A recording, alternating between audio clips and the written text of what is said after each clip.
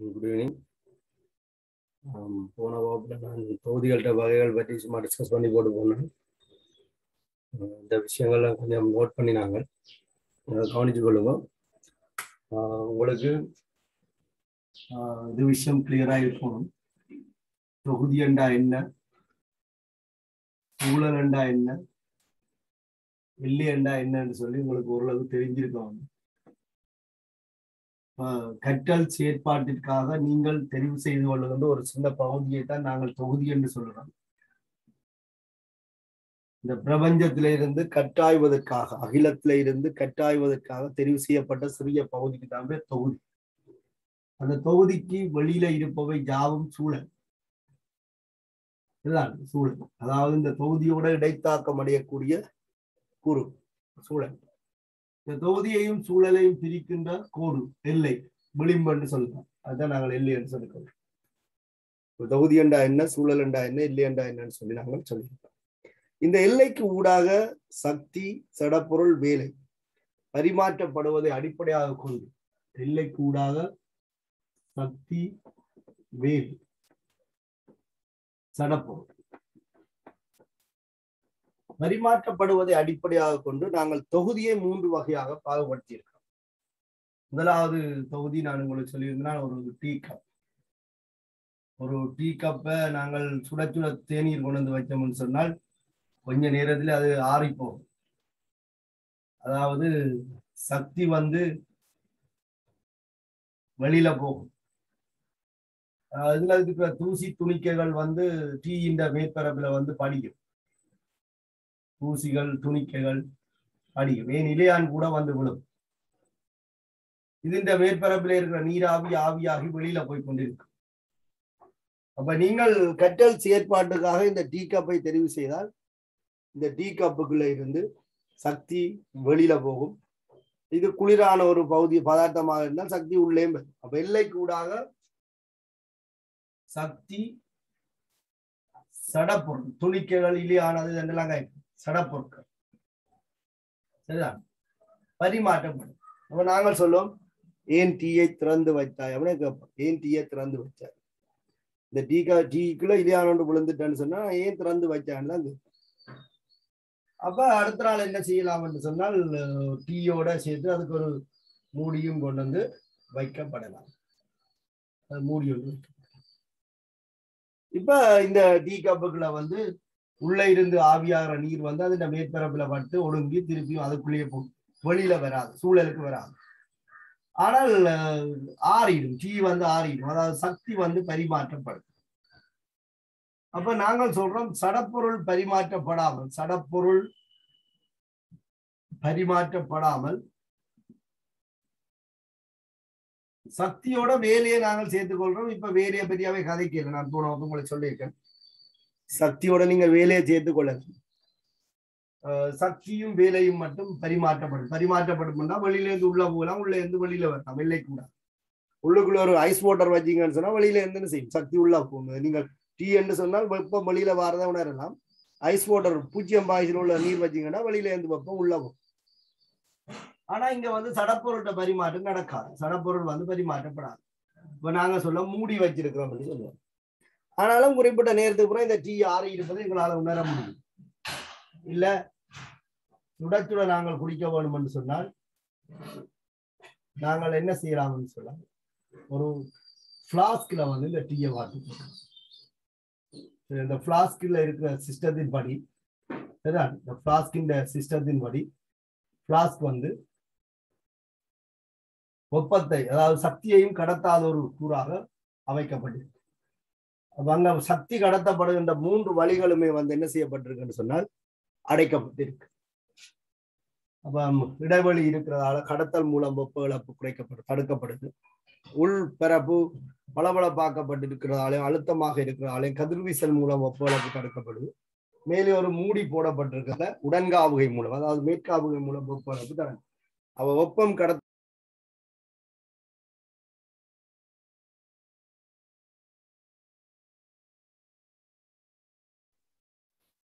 நாங்கள் சொல்லிக்கொள்ளும். அப்படி சக்தி இதுக்களால என்ன வெப்பமும் வெளியில வராது. ஐஸ் வாட்டர் உள்ள வச்சால் ஐஸ் வாட்டர் உருவாது, பனிக்கட்டி வச்சா பனிக்கட்டி உருவாது. ஒரு பனிக்கட்டி ஒரு கட்டியன் உள்ள வச்சு கொண்டு போனா பிளாஸ்டிக்ல ஒரு பனிக்கட்டி வச்சு கொண்டு போனா வெளியில இருந்து வெப்பம் உள்ள போகாது. அப்ப அது அப்படியே பனிக்கட்டியாகவே இருக்கும். வெப்பம் கடத்தப்படாது, சடப்பொருள் கடத்தப்படாது. அப்ப இந்த மாதிரி 3 சந்தர்ப்பங்கள்ல நாங்கள் எல்லையை பார்க்கலாம். இந்த எல்லை வந்து சக்தியை, சடப்பொருளை, வேலையை பரிமாற்றுது. இந்த எல்லை சக்தியை பரிமாற்றுது, ஆனால் வேலையும் சடப்பொருளையும் பரிமாற்றல. இந்த எல்லை சக்தியோ சடப்பொருளோ வேலையோ பரிமாற்றல. இதை அடிப்படையாக கொண்டு தொகுதியை நாங்கள் 3 வகைப்படுத்துறோம். ஒன்று வந்து திறந்த தொகுதி. இது திறந்து இருக்கிறதால இந்த தொகுதிக்கு பேர் திறந்த தொகுதி. அப்ப திறந்த தொகுதின்னு சொன்னா உங்களுக்கு டெபினிஷன் சொல்ல தெரியும். எல்லை வந்து சக்தி, வேலை, சடப்பொருளை பரிமாற்றும். இரண்டாவது மூடிய தொகுதி. சக்தி வேலை பரிமாற்றப்பட, சடப்பொருள் பரிமாற்றப்படாது. அடுத்தது தனிமைப்படுத்தப்பட்ட தொகுதி என்று சொல்றது. ஐசோலேட் பண்றேன்னு சொல்றது, தனிமைப்படுத்துறது. உள்ளே இருந்து வெளியிலோ, வெளியில இருந்து உள்ளே எந்த விதமான தொடுகையும் இருக்காது. தனிமைப்படுத்தப்பட்ட தொகுதி. அப்ப இங்க சூழலுக்கும் தொகுதிக்கும் இடையில இடைத்தாக்கம் வராது. இந்த தொகுதி இந்த சூழலோட இடைத்தாக்கப்படக்கூடிய வழிகள் எல்லாமே வந்து தடுக்கப்பட்டிருக்கு. தனிமைப்படுத்தப்பட்ட தொகுதி. திறந்த தொகுதி, மூடிய தொகுதி, தனிமைப்படுத்தப்பட்ட தொகுதி. எதை அடிப்படையாக கொண்டு பிரிக்கிறோம்? சக்தி, சடப்பொருள், வேலை. எல்லைக்கூடாக பரிமாற்றப்படுவதை அடிப்படையாக கொண்டு இந்த தொகுதியை நாங்கள் 3 வகையாக பார்க்கிறோம். இதுதான் தலையங்கம் போட்டிருப்பீங்கள் தொகுதியின் வகைகள்னு சொல்லி. தலையங்கம் போட்டிருப்பீங்கள் தொகுதியின் வகைகள். அதுல பாருங்க நீங்களோட நோட்ஸை. எல்லைக்கு ஊடாக சக்தி, சடப்பொருள், வேலை என்பன பரிமாற்றப்படுவதை அடிப்படையாக கொண்டு தொகுதி 3 வகைப்படுத்தப்படுகின்றது. எல்லைக்கு ஊடாக சக்தி, சடப்பொருள், வேலை என்பன பரிமாற்றப்படுவதை அடிப்படையாக கொண்டு தொகுதி 3 வகைப்படுத்தப்படும். ஏண்டா வேற வழிகளையும் தொகுதியை நாங்கள் வகைப்படுத்தலாம். இதுல நான் வகைப்படுத்தி இருக்கிறது இந்த கேட்டகரியை மாற்றிக்கொண்டு, எல்லையும் சக்தி, சடப்பொருள் பரிமாற்றப்படுவதை மாற்றிக்கொண்டு. அது 3 வகைகளும் நோட் பண்ணிக்கொள்ளுங்க. திறந்த தொகுதி, மூடிய தொகுதி, தனிமைப்படுத்தப்பட்ட தொகுதி அல்லது தனிமையாக்கிய தொகுதி. திறந்த தொகுதி, மூடிய தொகுதி, தனிமைப்படுத்திய தொகுதி. உங்களுக்கு எக்ஸாம்பிள் விளங்கி இருந்தால் சரி. அப்போ திறந்த தொகுதி என்று சொல்லி தலையங்கம் போடுங்க. திறந்த தொகுதி. இப்ப நாங்கள் ஒரு கெமிஸ்ட்ரி படிக்கிற நாங்கள் ஒரு டீ கப் எழுதுறது அவ்வளவு பொருத்தப்பாடா இருக்காது. ஆகவே ஒரு முகவை ஒன்றுக்குள்ள ஒரு வெந்நீரை கருதினால் ஓகே. முகவை ஒன்றுக்குள்ள ஒரு வெந்நீரை கருதினோம்னு சொன்னால் ஓகே. இப்ப இதுல இருந்து ஆவியாகி நீராவி வெளியில போகும். மேல இருக்கிற தூசி துணிக்கைகள் எல்லாம் இதுக்குள்ள வந்து விடும். வெப்பம் வந்து வெளியில போகும். சூடான நீர் கொஞ்ச நேரத்துல ஆறிடும். வெந்நீர் வந்து ஆறிடும். சக்தி வந்து கடத்தப்படும். சக்தியை நான் வெளியில வாரதிச்சாலே வெந்நீர் என்றதால வெளியில இருந்து சக்தி உள்ளேயும் போகும். இதுக்கு குளிர் நீர் இருந்தா அதையும் நீங்க உணரலாம். சரி, எழுதி கொள்ளுவோம். எல்லையின் ஊடாக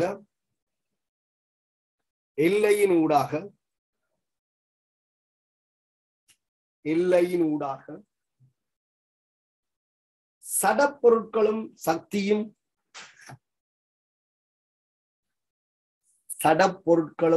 சக்தியும் வேலையும் பரிமாற்றப்படுகின்ற தொகுதி.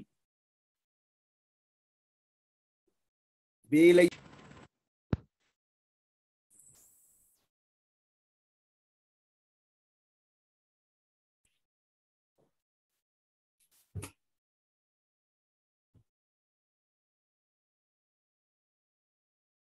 எல்லையினூடாக சடப்பொருளும் சக்தியும் வேலையும் பரிமாற்றப்படுகின்ற தொகுதி திறந்த தொகுதியாகும். இப்படி ஒரு படத்தை போட்டுக்கொண்டு ஒரு முகவையை கீறி முகவைக்க வெந்நீர் எடுங்க. அந்த வெந்நீர்ல இருக்கிற சக்தி வெளியிலையும் போகும், வெளியில இருக்கிற சக்தி உள்ளேயும் போகும். அதுக்குனால நீராவி வெளியில வரும், தூசி துணிக்கைகள் எல்லாம் உள்ள போகும். அப்ப இந்த நீங்கள் கட்டலுக்காக தெரிவு செய்த தொகுதி இந்த முகவை. இந்த முகவை ஒரு தொகுதி. இந்த முகவேண்ட இல்லை அந்த கண்ணாடி சுவர். அந்த சுவர் வந்து என்ன செய்யுது? சக்தி, சடப்பொருள், வேலை எல்லாத்தையுமே பரிமாற்றுது.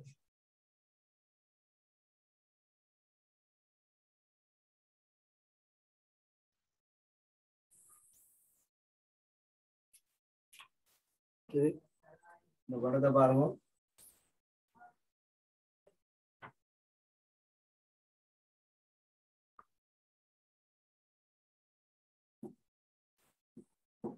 கிட்டத்தட்ட ஒரு 60 பாகைசில வச்சிருந்தீங்கன்னு சொன்னால் இதற்கூடாக சக்தி வேலை சடப்பொருள் எல்லாம் பரிமாற்றப்படும்.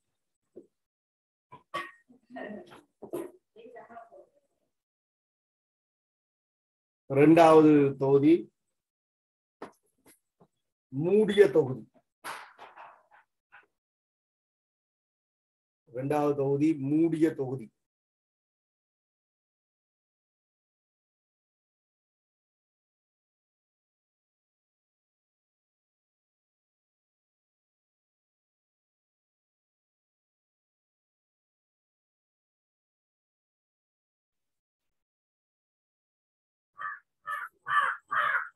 மூடிய தொகுதி க்ளோஸ் சிஸ்டம். எல்லையினூடாக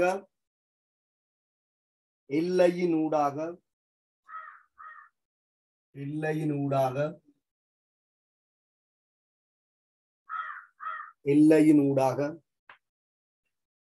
சடப்பொருள் பரிமாற்றப்படாமல் எல்லையினூடாக சடப்பொருள் பரிமாற்றப்படாமல்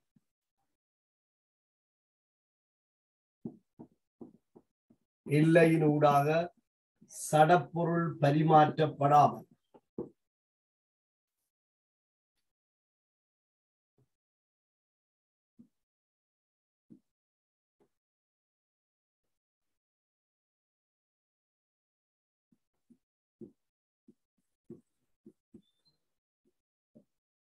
எல்லையினூடாக சடப்பொருள் பரிமாற்றப்படாமல்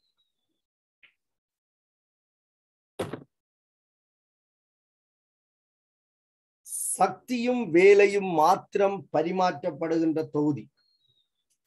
சக்தியும் வேலையும் மாத்திரம் பரிமாற்றப்படுகின்ற தொகுதி. சக்தியும் வேலையும் மாத்திரம் பரிமாற்றப்படுகின்ற தொகுதி. சக்தியும் வேலையும் மாத்திரம் பரிமாற்றப்படுகின்ற தொகுதி மூடிய தொகுதியாகும்.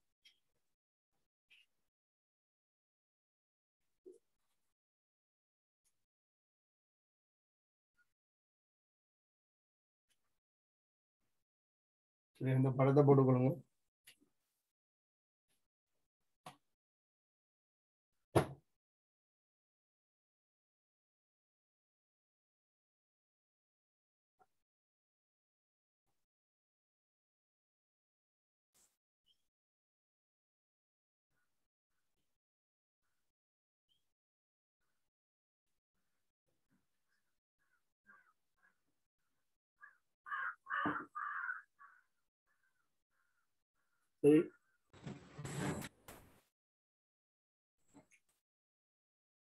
அடுத்து தனிமைப்படுத்திய தொகுதி.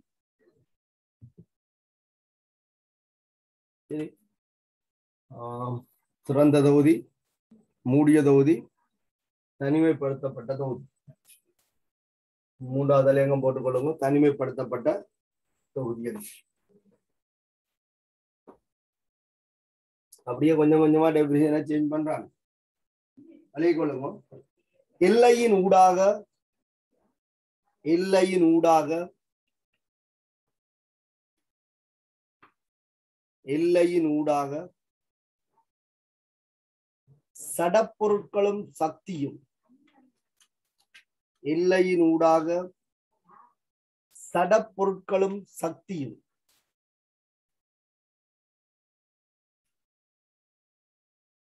வேலையும் பரிமாற்றப்படாத தொகுதி தனிமைப்படுத்திய தொகுதியாகும். எல்லையினூடாக சடப்பொருட்களும் சக்தியும் வேலையும் பரிமாற்றப்படாத தொகுதி.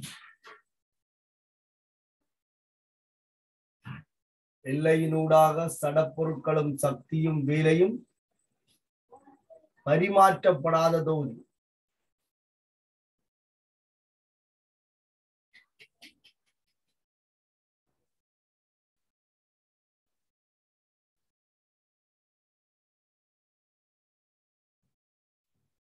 எல்லையினூடாக சக்தியும் வேலையும் பரிமாற்றப்படாத தொகுதி. சடப்பொருட்களும் சக்தியும் வேலையும் பரிமாற்றப்படாத தொகுதி. ஃபிளாஸ்க், வெப்ப குடுவை. வெப்ப குடுவை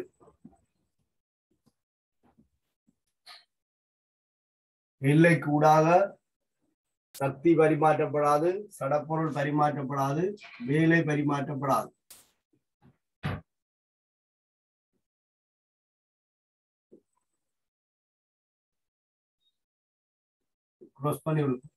சரியா?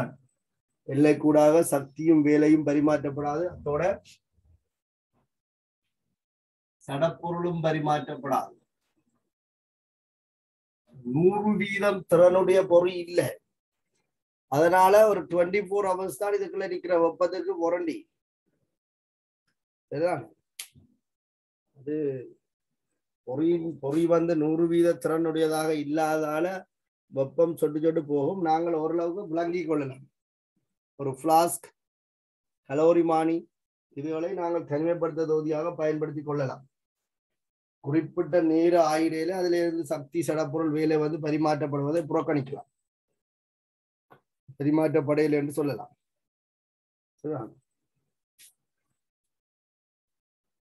ஒரு வெப்ப குடுவை சடப்பொருளும் பரிமாற்றப்படாது, சக்தியும் வேலையும் பரிமாற்றப்படாது.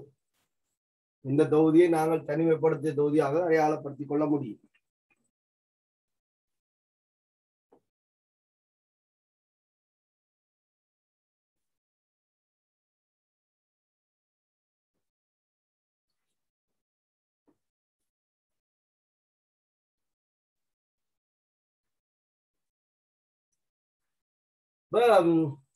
தொகுதியின் சில இயல்பு. தொகுதியின் சில இயல்பு. நாங்கள் இப்ப தொகுதியின் வகைகளை பற்றி பார்த்திருக்கோம்.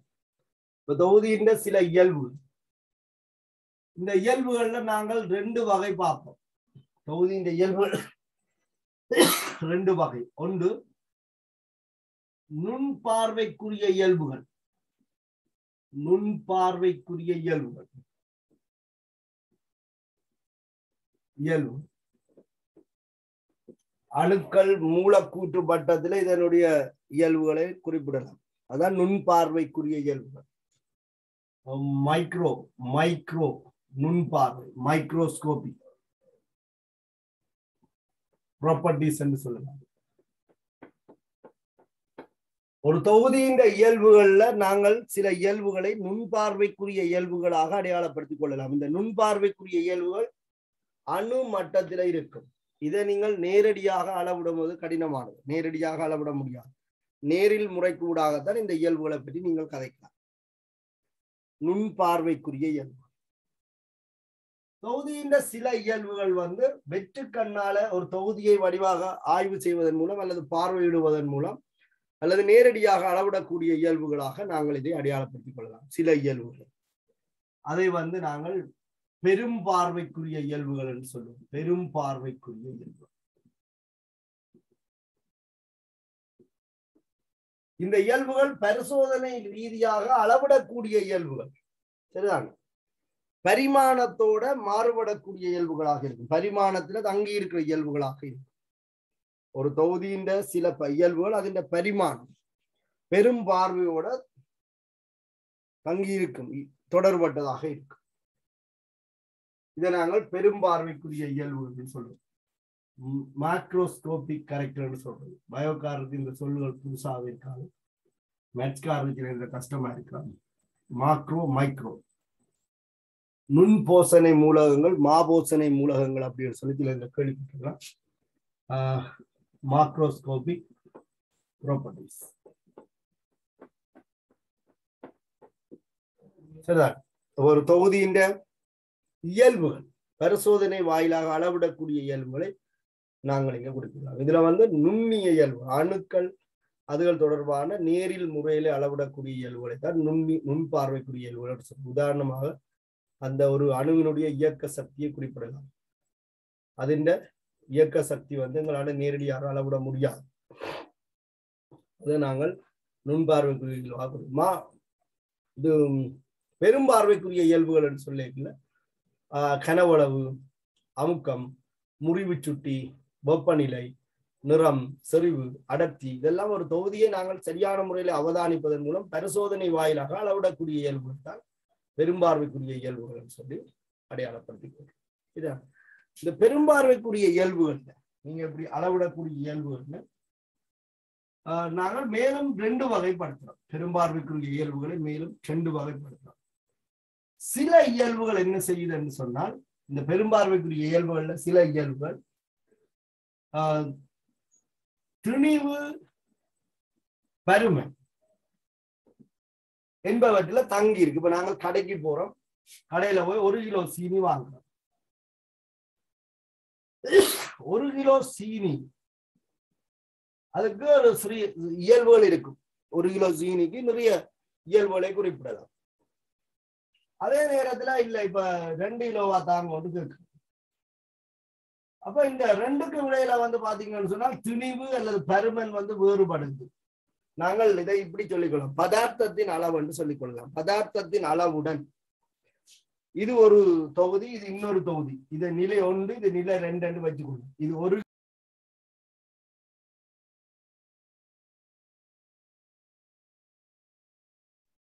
நாங்கள் இதுல 1 கிலோ என்று சொல்றோம், 2 கிலோ சொல்றோம். 1 கிலோ சீனியை கொண்டு போடுகின்ற பாத்திரத்தின் கனவளவும் 2 கிலோ சீனியை போடுகின்ற பாத்திரத்தின் கனவளவும் சமனாக இருக்காது. இது ஒரு சின்ன பாத்திரத்துக்கு போடலாம், ஆனா இதை போடுவதற்கு இடங்கானாது. அப்ப இதுண்ட கனவளவை விட இதுண்ட கனவளவு என்ன கூட. அப்ப திணிவு பருமன்ல சில இயல்புகள் மாறுபடும்.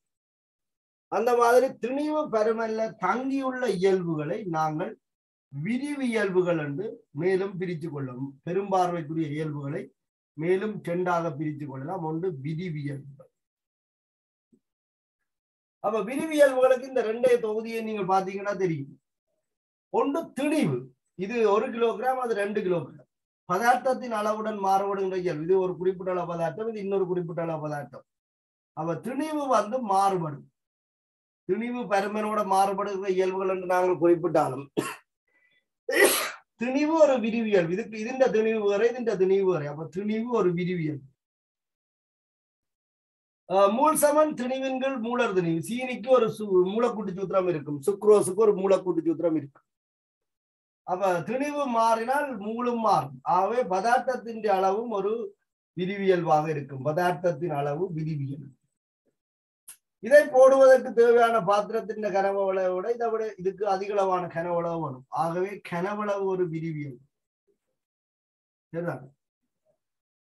திணிவு விரிவியல்பு, பதார்த்தத்தின் அளவு விரிவியல்பு, இதுண்ட கனவளவு ஒரு விரிவியல்பு.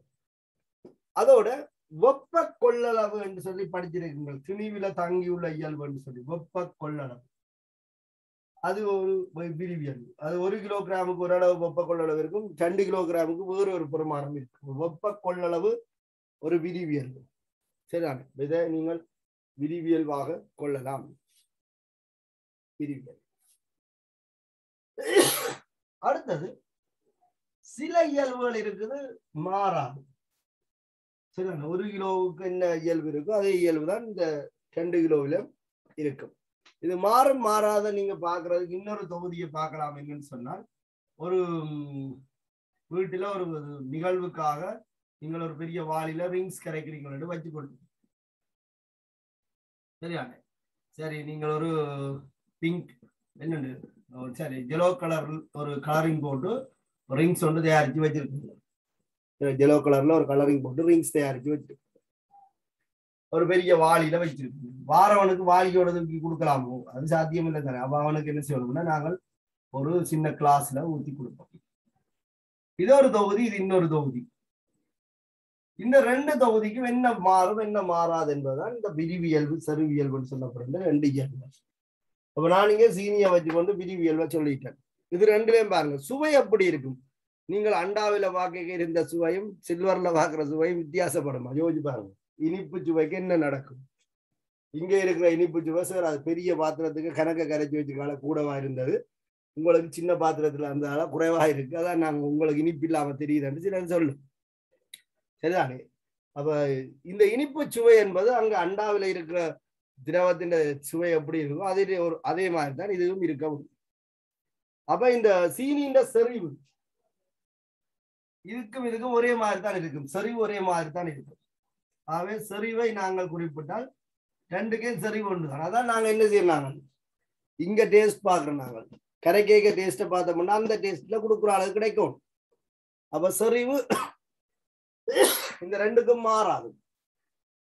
நாங்கள் சில நேரத்துல கூலா கொடுப்போம்னு சொல்லி ஐஸ் கட்டியை இங்கதான் போடுவோம். அவ இந்த தொகுதியின் ஒரு வெப்பநிலை ஒரு சய 4 பாகைசியாக இருக்குன்னு வச்சுக்கொள்ளும். இந்த தொகுதியின் வெப்பநிலை 4 பாகைசி என்று சொன்னால் இவரு கொடுக்க 40 பாகைசிக்கு போகும். இதுல இருந்து என்ன வெப்பநிலையில அள்ளினீங்களோ அதே வெப்பநிலையில இந்த கப்பிலையும் இருக்க போகும். அப்ப தொகுதியின் அளவோடு என்ன செய்யறேன்னு சொன்னால் வெப்பநிலை மாறில. இப்படி தொகுதியின் அளவு மாறினாலும் நாங்கள் சொல்ல வார டெபினிஷன் இப்படித்தான் சொல்ல வாரோம், திணிவு பருமன் என்று சொல்றோம். சரிதானே? சில புத்தகங்கள்ல பதார்த்தத்தின் அளவு கொமனா சொல்லப்பட்டிருக்கு, இங்க திணிவு பருமன் சொல்லி மென்ஷன் பண்ணியிருக்காங்க. நான் இதை சொல்றேன். சரிதானே? இப்ப பதார்த்தத்தின் அளவோட மாறுபடாத இயல்புகள், குறிப்பாக சொன்னால் செறிவு, வெப்பநிலை, அமுக்கம், அதே போல நிறச்சரிவு, இங்க என்ன நிறத்துல இருக்கோ அதே நிறத்தினால் இங்கேயும் இருக்கு நிறச்சரிவு, தன்வெப்ப கொள்ளளவு, மூலர் வெப்ப கொள்ளளவு. தன்வெப்ப கொள்ளளவுலாம் நீருக்கு தன்வெப்ப கொள்ளளவு எத்தனை கிலோகிராம் நீர் என்று கேட்கிறீர்கள்.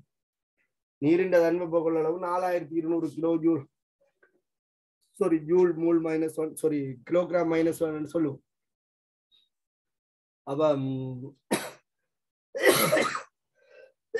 தன்வெப்ப கொள்ளளவு ஒரு பெருமானமாகத்தான் இருக்கு. இங்க நான் குறிப்பிட்டது வெப்ப கொள்ளளவு. வெப்ப கொள்ளளவு துணிவில தங்கி இருக்கு, தன்வெப்ப கொள்ளளவு துணிவில தங்கி இருக்காது.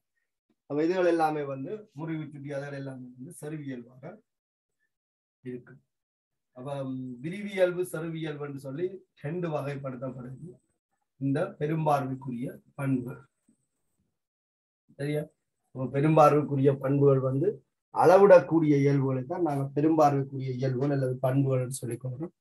அந்த அளவிடக்கூடிய இயல்புகள்ல சில இயல்புகள் பதார்த்தத்தின் அளவில் தங்கி இருக்கு, அதால அதை விரிவியல்புகள் சொல்லிக்கொள்ளும். சில இயல்புகள் பதார்த்தத்தின் இயல்புல தங்கி இருக்காது, அவற்றை நாங்கள் செறிவியல்புகள் சொல்லி குறிப்பிட்டுக்கொள்ளும். இந்த தியரிகளை சும்மா சில நேரத்தில் எம்சிக்குள்ள கேட்கலாம், உதாரணங்கள் கேட்கலாம். ஆகவே நீங்கள் இந்த உதாரணங்களை ஞாபகத்துல வச்சிருக்க வேண்டும், தலையங்கம் போட்டுக்கொள்ளுங்க.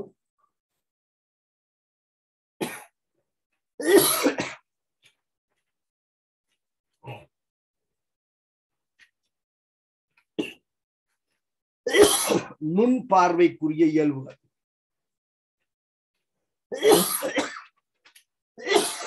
நுண் பார்வைக்குரிய இயல்புகள், மைக்ரோஸ்கோபிக் ப்ராப்பர்ட்டிஸ். நுண் பார்வைக்குரிய இயல்புகள் இந்த தியரியெல்லாம் கொஞ்சம் பார்த்து வாசிச்சு கொள்ளுங்க, நீங்கள் வாசிச்சு ஞாபகத்துல வச்சுக் கொள்ளுங்க. நுண் பார்வைக்குரிய இயல்புகள்.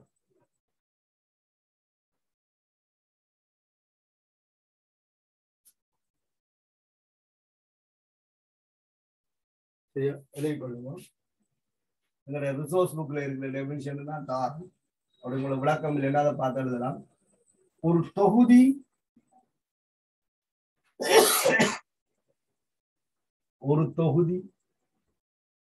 அணு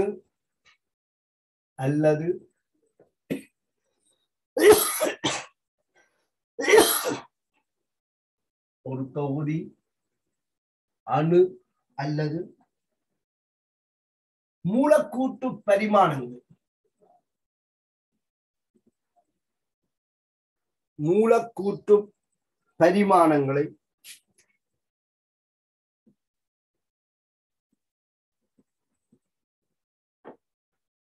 ஒரு தொகுதி அணு அல்லது மூலக்கூற்று பரிமாணங்களை கொண்டிருக்கும்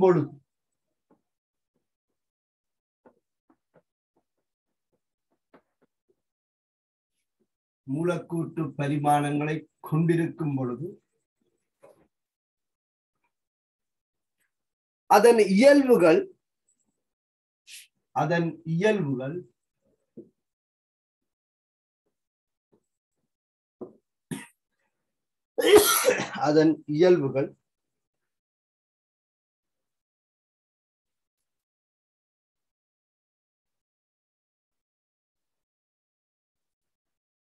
பார்த்தலை நேரில் நேரில் நேரடியாக இல்லாத நேரில் பிரேக்கெட்டுக்கு போட்டுக்கொள்ளுவோம்.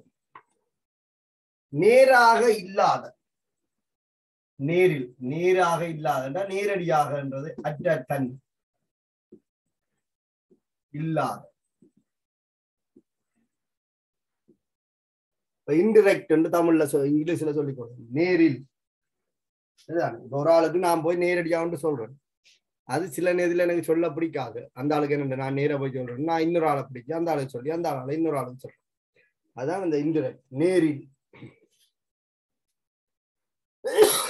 பிரேக்கெட்டுக்கு நேராக இல்லாத பிரேக்கெட்டை க்ளோஸ் பண்ணிட்டு நேரில் முறைகளினால்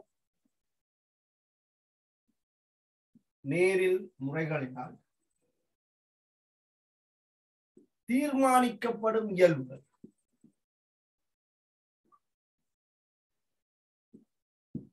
நேரில் முறைகளினால் தீர்மானிக்கப்படும் இயல்புகள்.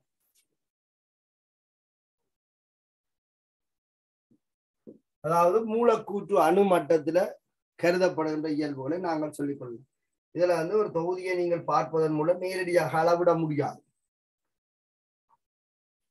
தீர்மானிக்கப்படும் இயல்புகள்.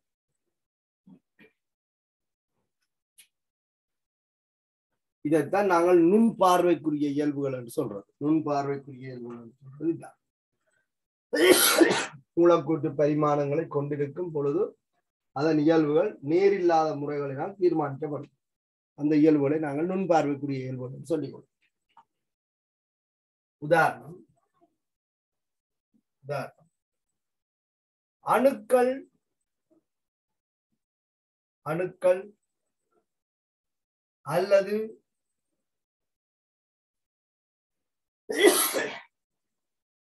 மூலக்கூறுகளின்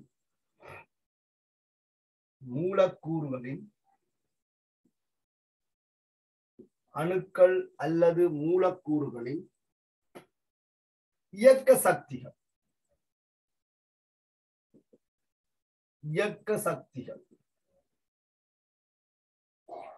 மற்றது வேகம். இதெல்லாம் நேரடியாக அறிகிறார். வேகம் ஒரு தொகுதியில இருக்கிற மூலக்கூறுகள வேகம் இயக்க சக்திகளை நேரடியாக அளவிட முடியாது மூலக்கூற்று மட்டும்.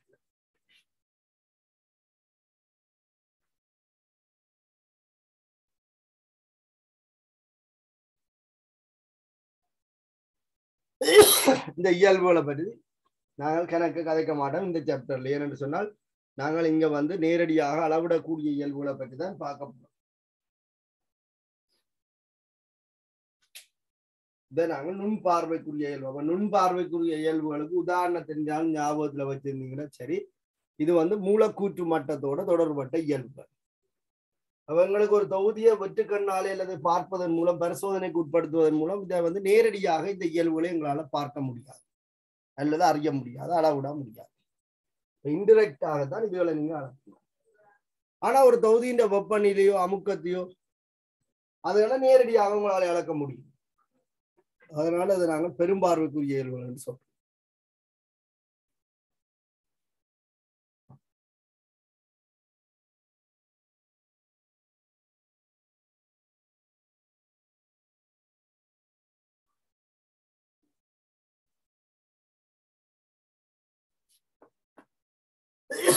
அடுத்த தலையங்கம் போட்டுக்கொள்ளுங்க. பெரும்பார்வைக்குரிய இயல்புகள். பெரும்பார்வைக்குரிய இயல்பு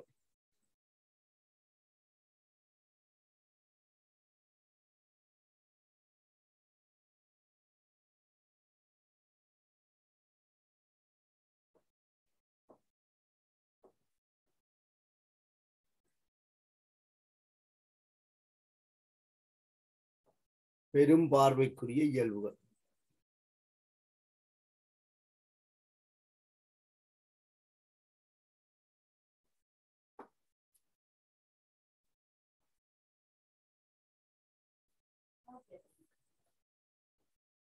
பெரும்பார்வைக்குரிய இயல்பு விளைக்கொள்ளுங்கள். ஒரு தொகுதியை முழுமையாக நோக்கும் போது ஒரு தொகுதியை முழுமையாக நோக்கும்போது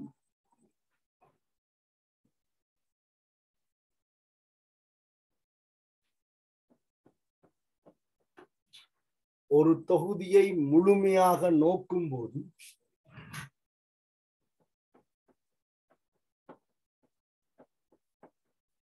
ஒரு தொகுதியை முழுமையாக நோக்கும்போது ஒரு தொகுதியை முழுமையாக நோக்கும்போது பரிசோதனை ரீதியாக தீர்மானிக்கக்கூடிய பரிசோதனை ரீதியாக தீர்மானிக்கக்கூடிய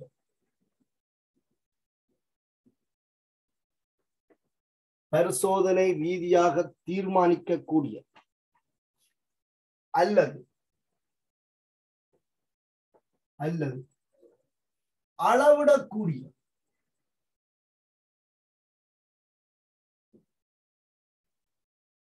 அளவிடக்கூடிய இயல்புகள் யாவும்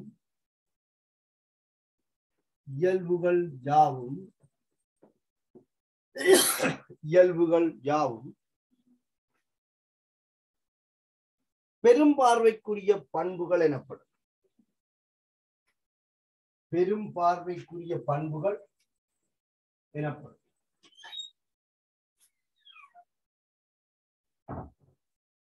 பெரும் பார்வைக்குரிய பண்புகள் எனப்படும்.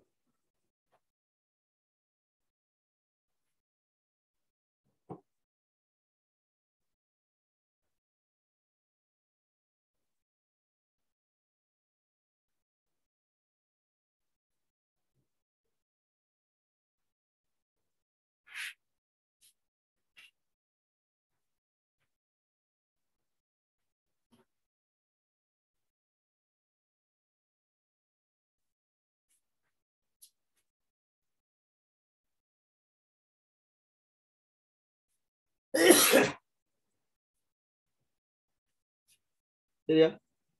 கவனிச்சு கொள்ளுங்க. ஒரு தொகுதியை நீங்க முழுமையாக பார்க்க அதை நீங்க பரிசோதனை ரீதியாக அளவிடக்கூடிய இயல்பா இருக்கும், அல்லது நீங்கள் அளவிடக்கூடிய அல்லது கணிக்கக்கூடிய ஒரு பெருமானமாக இருக்கும். அந்த குறிப்பிட்ட ஒரு இயல்பு இருந்துச்சுன்னா அதை நீங்கள் பெரும்பார்வைக்குரிய இயல்பு என்று சொல்லி குறிப்பிடலாம். சரியா? அதாவது தொகுதியின் பரிமாணத்துடனும் அதாவது தொகுதியின் பரிமாணத்துடனும்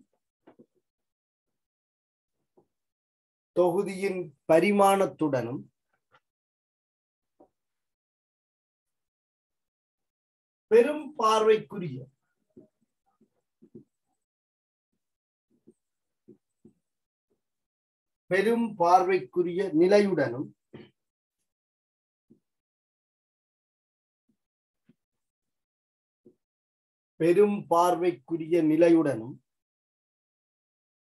இணைந்த இயல்புகளாகும்.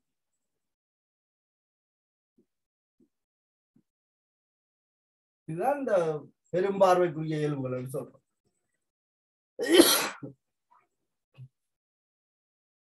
தொகுதியின் பரிமாணத்துடனும் பெரும்பார்வைக்குரிய நிலையுடனும் இணைந்த இயல்புகளாகும். உதாரணங்களை பார்த்து இந்த விஷயத்தை நீங்க விளங்கி கொடுக்கணும். உதாரணம், கனவளவு. உங்களுக்கு ஒரு தொகுதியின் கனவளவு அளவிடக்கூடியதாக இருக்கும்.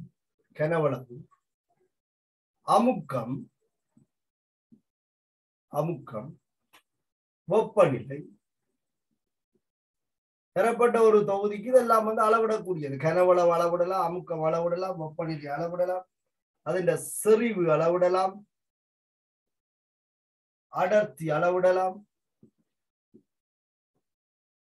பாகுத்தன்மை என்று பிசிக்ஸ்ல படிப்பீங்க. பாகுத்தன்மை, மேற்பரப்புழு விசை,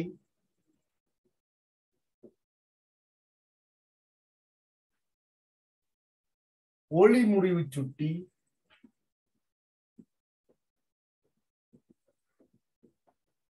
நிறம். இது மட்டும் இல்ல, நிறைய இருக்கு. ரிசோர்ஸ் புக்ல தந்திருக்கிற உதாரணங்களை நான் தாரேன். ஏனென்று சொன்னால் சில நேரத்தில் எம்சிக்ல போடலாம், நீங்கள் குழம்பலாம். பெரும்பான்மைக்குரிய பண்புகள் எப்படி இருக்கும் சொல்லி உங்களால் அளவிடக்கூடியதாக இருக்கு. மின்பார்வைக்குரிய பண்புல நான் சொல்லியிருக்கேன், ஒரு மூலக்கூறு அல்லது அணுவினுடைய சக்தியும் வேகம் பற்றி கழிச்சு.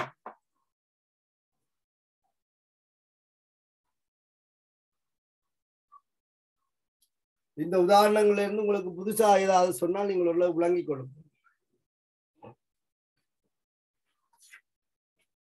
இப்படி இந்த அளவிடக்கூடிய இயல்புகள்ல சில இயல்புகள் நான் சொன்ன மாதிரி பதார்த்தத்தின் அளவுல தங்கி இருக்கு. சின்ன தொகுதி பெரிய தொகுதி, அதாவது திணிவு பருமனோட தங்கி இருக்கு. அதோட அந்த இயல்புகள் மாறிக்கொண்டு போகும். அதை நாங்க விரிவியல்பு என்று சொல்றோம். சிலது மாறாது, அதை நாங்கள் செருவியல்புகள் என்று சொல்றோம். சரியா? இப்ப பெரும்பார்வைக்குரிய இயல்புகள் இதுல குறிப்பிட்டிருக்க, கொஞ்சம் தந்திருக்கு. இதுல சில இயல்புகள் என்ன செய்யும்னு சொன்னால் திணிவு பருமனோட மாறுபடும், சிலது மாறாது. அதை நாங்கள் மேலும் 2 வகைப்படுத்துறோம்.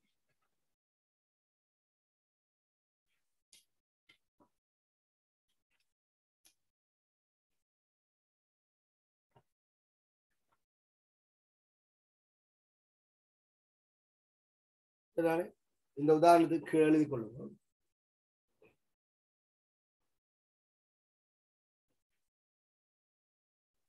பெரும்பார்வைக்குரிய பண்புகளின்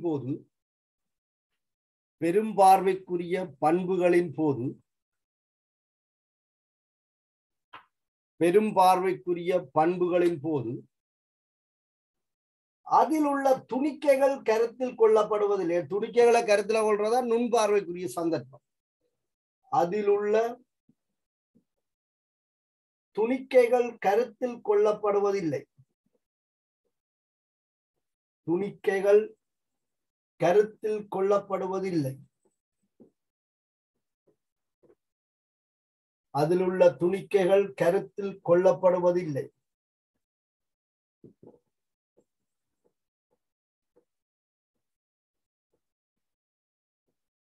அதில் உள்ள துணிக்கைகள் கருத்தில் கொள்ளப்படுவதில்லை.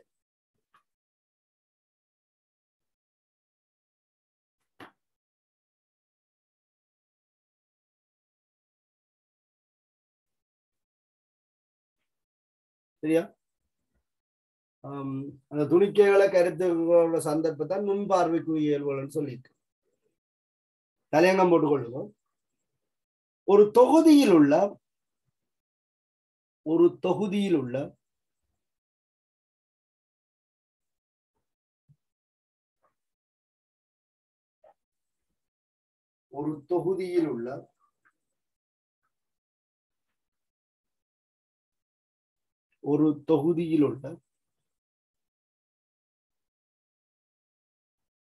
பெரும்பார்வைக்குரிய இயல்புகளின் வகைகள். ஒரு தொகுதியில் உள்ள பெரும்பார்வைக்குரிய இயல்புகளின் வகைகள். ஒரு தொகுதியில் உள்ள பெரும்பார்வைக்குரிய இயல்புகளின் வகைகள்.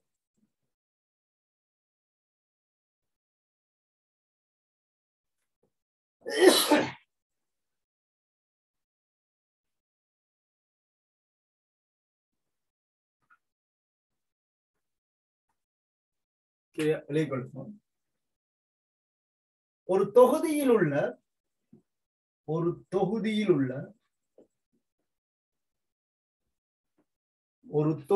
உள்ள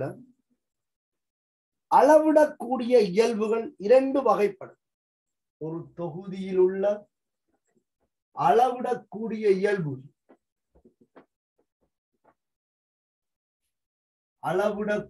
இயல்புகள் 2 வகைப்படும். ஒரு தொகுதி அளவிடக்கூடிய இயல்புகளை தான் நாங்கள் பெரும்பார்வைக்குரிய இயல்புகள் என்று சொன்னோம். அளவிடக்கூடிய இயல்புகள் 2 வகைப்படும். ஒரு தொகுதியில் உள்ள அளவிடக்கூடிய இயல்புகள் 2 வகைப்படும். ஒன்று விரிவியல்புகள்.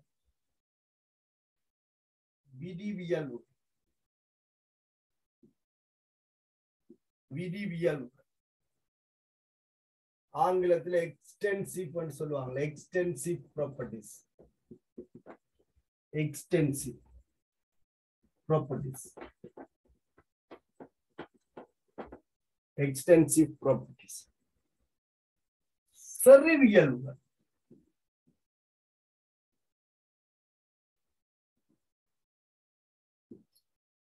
Intensive properties.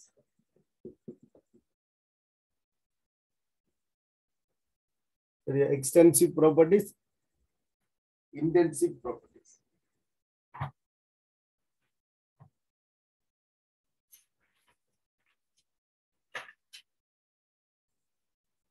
சரியா? இந்த இயல்புகள்ல சில இயல்புகள் விரிவியல்புகளாகவும் சில இயல்புகள் செறிவியல்புகளாகவும் இருக்கு. அப்ப இது உங்களுக்கு நான் சொன்ன அந்த உதாரணம் தான் நல்லது. நீங்க பார்த்தா இலகுவாக இருக்கும்.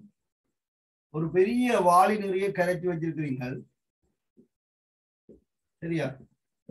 ஆனால் ஒரு மனிதர்களுக்கு கொடுக்கும் போது நாங்கள் வாளியோட தூக்கி கொடுக்கலாதான். நாங்கள் ஒரு சின்ன கிளாஸ் ஒன்றில வார்த்து கொடுப்போம்.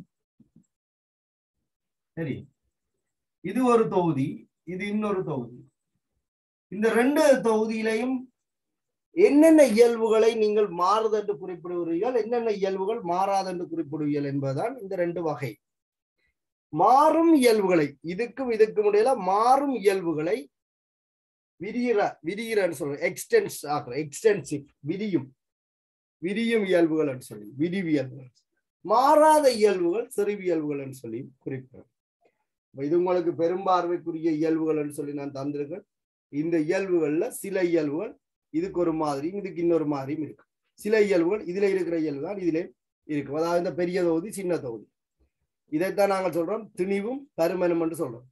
ஆனால் உண்மையில முதல் குறிப்பிடப்பட்டிருந்த அப்படின்னா பதார்த்தத்தின் அளவோட என்ன சரிதானே, பதார்த்தத்தின் அளவுன்னா திணிவு ஒரு அளவு. அப்ப இதுக்கு இத ஒரு ஆள் தூக்கிடுமா, இதை ஒரு ஆள் தூக்கிடாது, இது ஒரு ஆள் கையில விசிறி கொண்டு போகலாம். அப்ப மாறுற இயல்பு திணிவு, இது இந்த பெரிய திணிவு, இது இந்த சின்ன திணிவு. திணிவு மாறும், சரிதானே? மாறுன்ற இயல்பு திணிவு, மாறுகின்ற இயல்பு.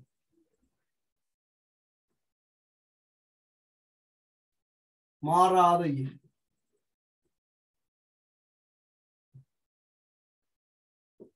ഇതിന്റെ തിണിവ് പോലെ ഇതിന്റെ അപ്പൊ തിണിവ് മാറും. ഇതിന്റെ കനവളവും ഇതിന്റെ കനവളവും ചാമനെ കനവളവും മാറും, കനവളവും മാറും. മാറും ഇയൽബുകളില് திணிவு மாறும், கனவளவு மாறும். பெரிய திணிவு இந்த வெப்பநிலை ஒரு பாகைசியால் அதிகரிக்கிறது, கணக்க வெப்பம் வேணும். வெப்ப கொள்ளளவு மாறும்.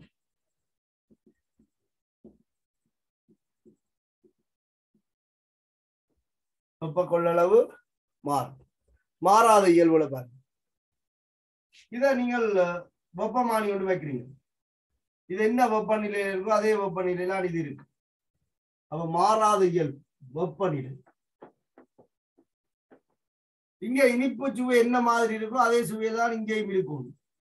அப்ப செறிவு மாறாது. திணிவு மாறும்னா திணிவோடு சேர்ந்து மூலும் மாறும், செறிவு மாறாது. இங்க என்ன அடர்த்தியில இருக்கோ அதே அடர்த்தியில இங்க இருக்கும். இப்ப பால் சாலையில பால் ஒன்றை கொடுக்கும் போது அங்க அவன் சொம்புல ஊத்தி வச்சுதான் அடர்த்தி மானியம் வைப்பான். ஆனா கொண்டு போய்க்க சொம்புல ஒன்றை கொடுக்க போறீங்க இல்லதானே?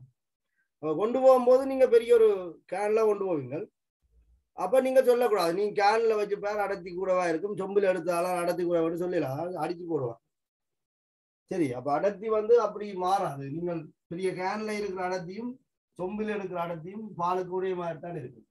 அப்ப அடர்த்தி மாறாத இயல்பு, சரிதானே? அப்ப இந்த மாதிரி சில இயல்புகள் தன்பப்ப கொள்ளளவும் ஒரு நாளும் மாறாது.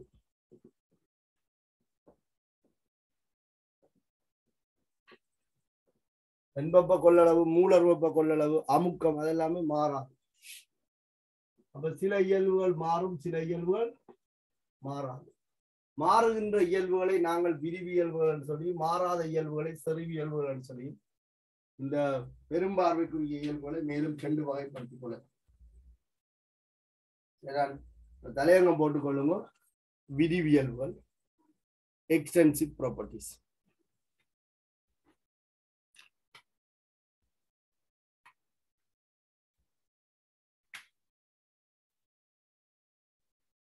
விரிவியல்புகள் எழுதிக்கொள்ளுங்க. விரிவியல்புகள் என்னன்னு சொல்லி, ஒரு தொகுதியின்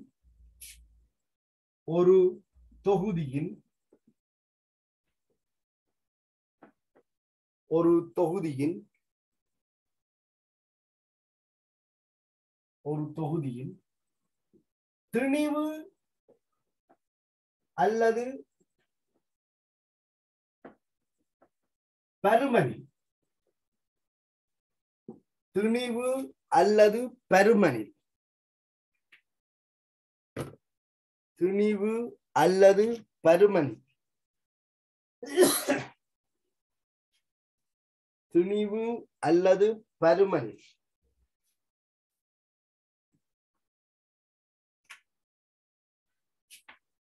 தங்கியுள்ள இயல்புகள்,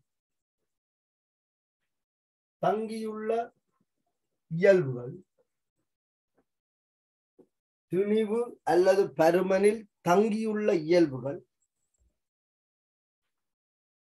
விரிவியல்புகள் எனப்படும். அதுக்கு இந்த 2 தொகுதியை நீங்க எடுத்துக்கொள்ளுங்க. இது பெரிய தொகுதி, இது சின்ன தொகுதி. இது பெரிய திணிவு, இது சின்ன திணிவு. இந்த 2க்கு முன்னால என்னென்ன வித்தியாசப்படுது? அதெல்லாம் மாறக்கூடிய இயல்புகள், விரிவியல்புகள். இந்த டெபினிஷனை இன்னொரு மாதிரி நாங்கள் பழைய சிலபஸ்ல கொடுத்திருந்தாங்க. எனக்கு அது ஓகே மாறி இருக்கிறால தாரணம். அல்லது பதார்த்தத்தின் அளவுடன் மாறுபடுகின்ற இயல்புகள், பதார்த்தத்தின்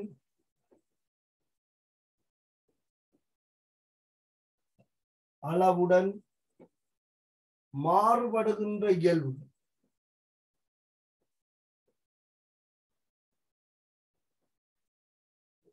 பதார்த்தத்தின் அளவுடன் மாறுபடுகின்ற அளவுகள்.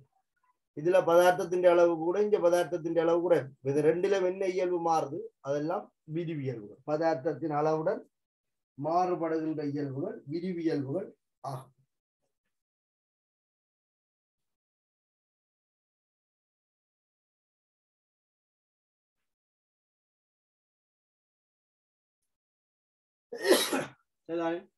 உதாரணம் எழுதிக் கொள்ளுங்க. விரிவியல்புகளுக்கு உதாரணம் திணிவு, மூல். மூல் என்பது பதார்த்தத்தின் அளவுதான். திணிவு மூல்.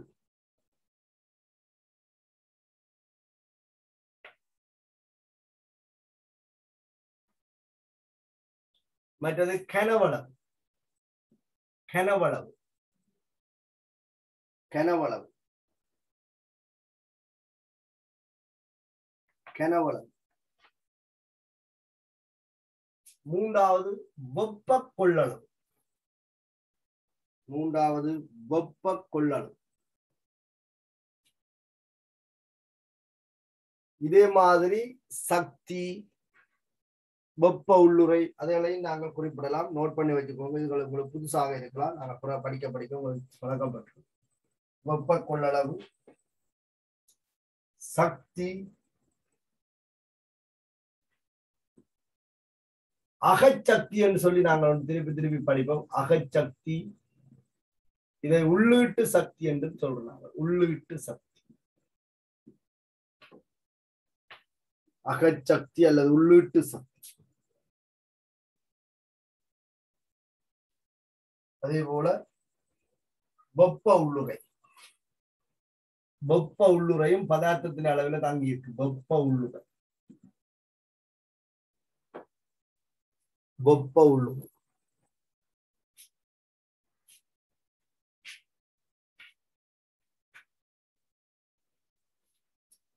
வெப்ப உள்ளுறை.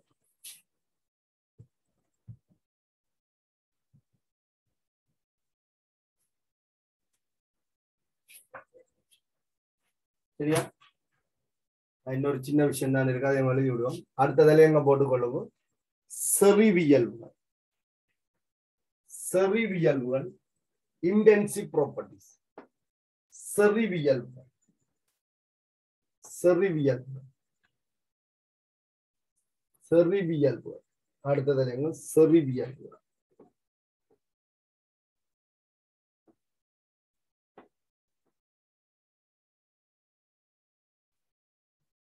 செறிவியல்புகள்.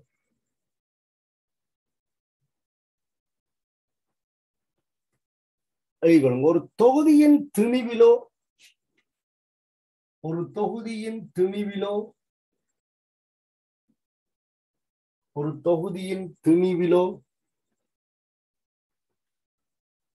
பருமனிலோ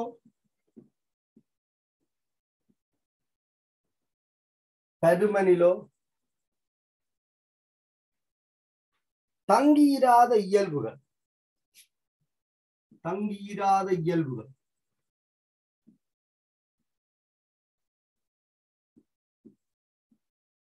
தங்கியிராத இயல்புகள், திணிவிலோ பருமனிலோ தங்கியிராத இயல்புகள் செறிவியல்புகள் எனப்படும்.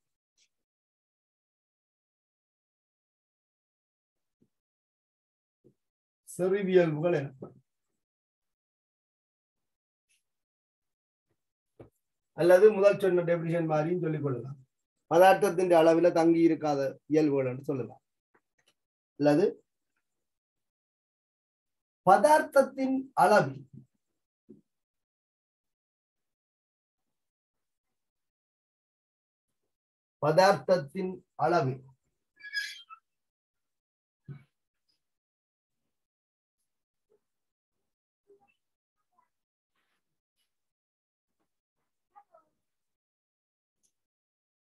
பதார்த்தத்தின் அளவில்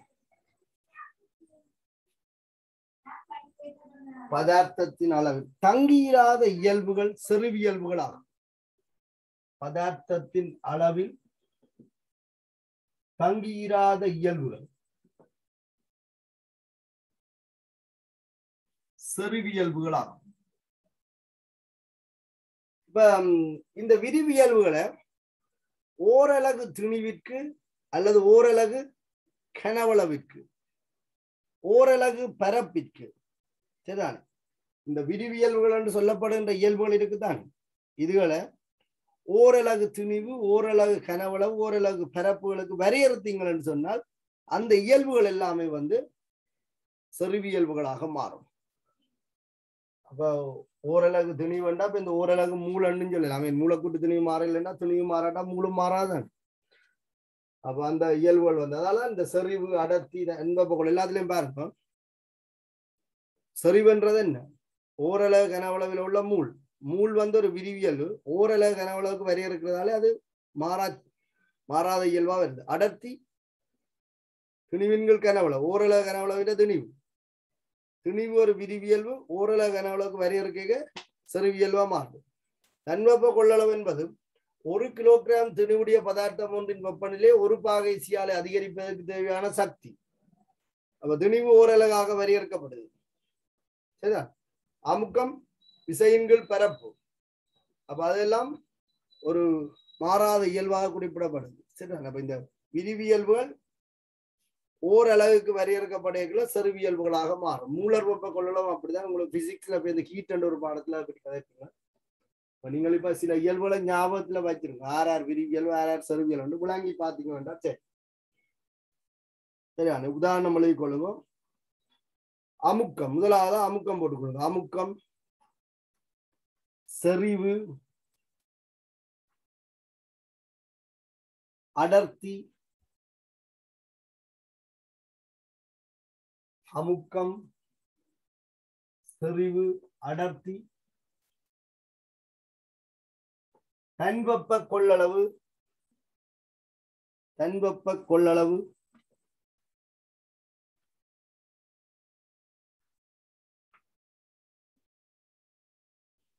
மூலர் வெப்ப கொள்ளளவு,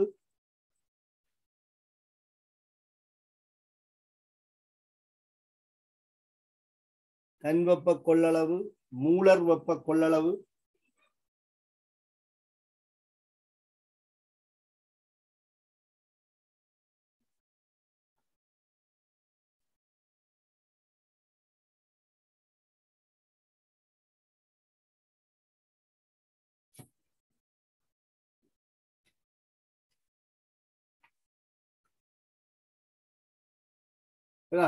வெப்பநிலை அதே மாதிரி உருகுநிலை கொதிநிலை எல்லாம் செருவியல்பாக வரும். வெப்பநிலையோட உருகுநிலை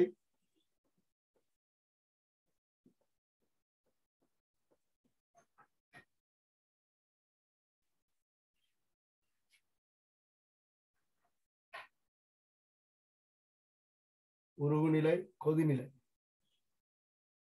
இதெல்லாமே நாங்கள் செருவியல்பாக குறிப்பிடலாம்.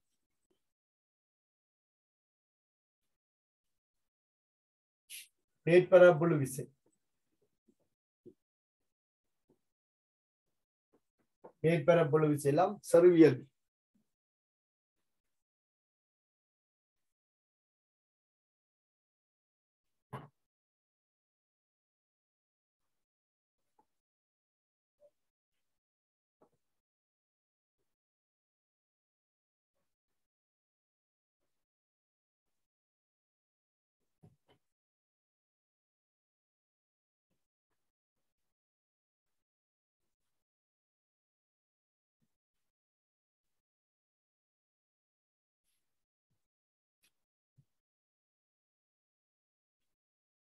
சரியாடா கிளை கொள்ளுங்க. ஒரு விரிவியல்பை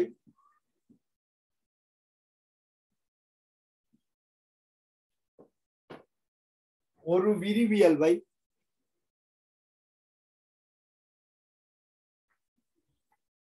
ஒரு விரிவியல்பை ஒரு மூலிற்கு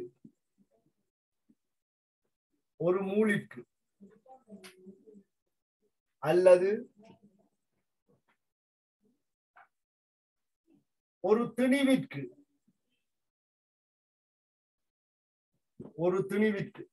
தன்வெப்ப கொள்ளளவில் 1 கிலோகிராம் திணிவு வரையறுக்கப்படுது. மூலர் வெப்ப கொள்ளளவில் 1 மூல் வரையறுக்கப்படுது. ஒரு விரிவியல்பை ஒரு மூலிற்கு அல்லது ஒரு திணிவிற்கு அல்லது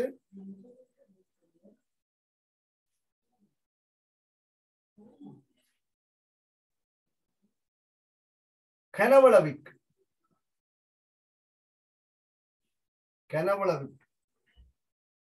வரையறுக்கும் போது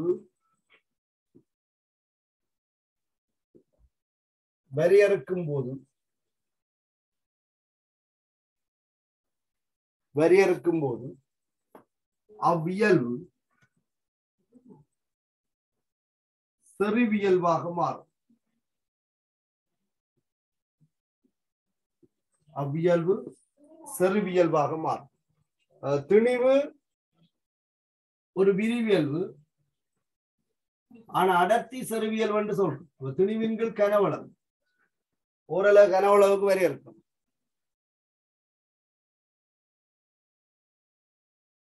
வெப்ப கொள்ளளவு விரிவியல்பு ஓரளவு திணிவுக்கு வரையறுக்கப்படைக்க அது தன்வெப்ப கொள்ளளவாக அடையாளப்படுத்தப்படும். அது செறிவியல்பு.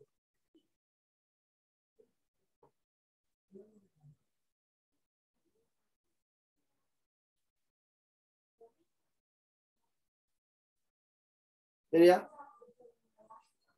செறிவியல்பாக மாறும். செறிவியல்பாக அளவுக்கு வரையறுக்கைகளை அதை நாங்கள் செறிவியல்பாக குறிப்பிடலாம். இது கொஞ்சம் நோட்ஸ் தான், நீங்க ஒரு திருப்பி வாசிச்சு பாருங்க. உங்களோட நோட்ஸ்ல ஏதாவது குழப்பம் இருந்தா நீங்க ரிசோர்ஸ் புக்கை பாருங்க. ரிசோர்ஸ் புக்ல இருக்கிற நோட்ஸ் தான் நான் உங்களுக்கு தந்துருக்கேன். சரியா? இப்ப இதோட நான் இதை நிறைவு செய்து கொள்றேன்.